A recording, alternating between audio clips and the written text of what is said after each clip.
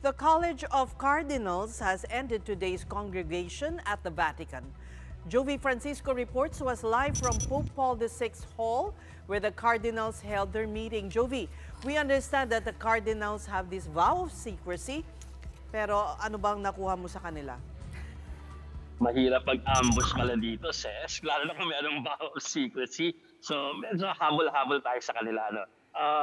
But some of them shared the fact that when they ended their meeting or congregation today, the most important thing they accomplished was the decision to send thank you notes or letters of appreciation to the world leaders who attended the funeral last Saturday, and also to the leaders of the other churches, other religion, or other religious groups. So they'll be sending that very soon.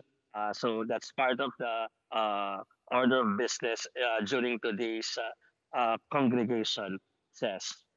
Let's talk about the role of Cardinal Tagle in the conclave. How significant is this role?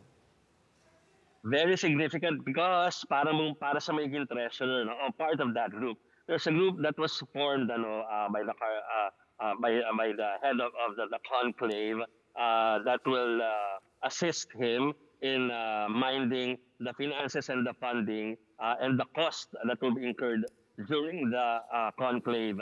Says, of course, parang iisipin para anong gastos, pero may gastos sabi kasabila kakain daw yung mga cardinal at saka may mga materials na kailangan gamitin. Yun lang daw mga just to make sure that the Sistine Chapel is ready, tapos yung pausok doon sa chimney ay mag-work may cost na daw yun. So si Cardinal Tagle will be part of that little group, tatlo sila.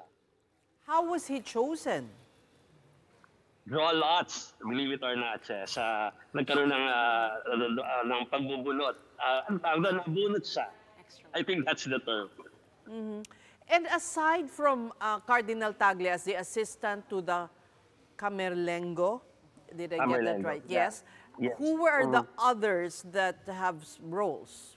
What are the other roles? Okay, yung iba, Ses, ay para dun sa mga Eucharistic yung role nila, meaning sa mga rites, hindi ko lang dala yung buong listahan ko, pero more of that, so yung kumbaga yung tungkol sa mga practical things doon napunta sa grupo ni Cardinal Tagle. Mm-hmm. Wow, but that's a great coincidence, Ano, binulong ng Holy Spirit? Ano kaya? Wag na tayong mag-isip ng ganyan. Okay, while waiting for the conclave to happen on May 7, sabi mo maraming activities from now till then, and you're saying that it's crucial that each cardinal attends also as part of the, everybody's watching each other. So anong mga schedule? Well, activities is, yun na nga, yung daily pre-conclave meetings na congregation ng tawag dito sa Pope Paul VI Hall. At the same time, in the afternoon, since meron pa rin tayong 9 days of mourning, nakikita-kita pa rin sila dito sa St. Peter's Basilica para dun sa misa. At yun nga, mga opportunity yun para doon sa sila ay magkakilanlan.